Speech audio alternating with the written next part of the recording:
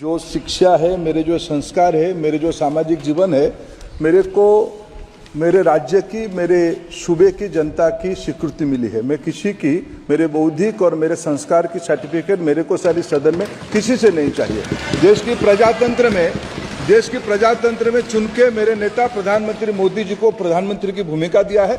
मैं उनकी निर्णय से यहाँ उत्तर दे रहा हूँ सदन को। बाकी ये कहना चिल्लाने से सच झूठ नहीं हो जाएगा साहब। ये जो कहा गया देश की अभी की एग्जामिनेशन सिस्टम रबिश है सर, इससे दुर्भाग्यजनक बयान देश की नेता प्रतिपक्ष का कुछ नहीं हो सकता है सर। मैं कठोर शब्द से उसको निंदा करता हूं।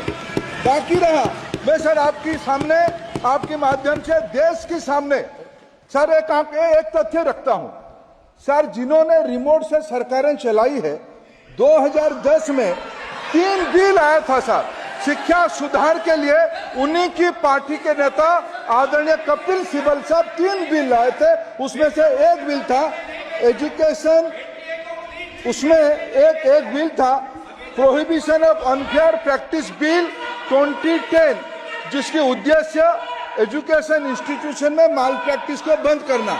सर मेरे सरकार की हिम्मत है, अभी हमने पब्लिक एग्जामिनेशन की रेगुलरिटीज में बिल लाए, कानून बनाए। क्या मजबूरी था कांग्रेस पार्टी की, क्या मजबूरी था नेता प्रतिपक्ष की? उन्होंने उस बिल को उल्टा किया, किसके दबाव में उल्टा किया? क्या निजी मेडिकल कॉलेज की दबाव में, उनकी घूसखोरी की दबाव में उन्होंने उस बिल को उल्टा किया था? सच सुनने की सामने नहीं है ये।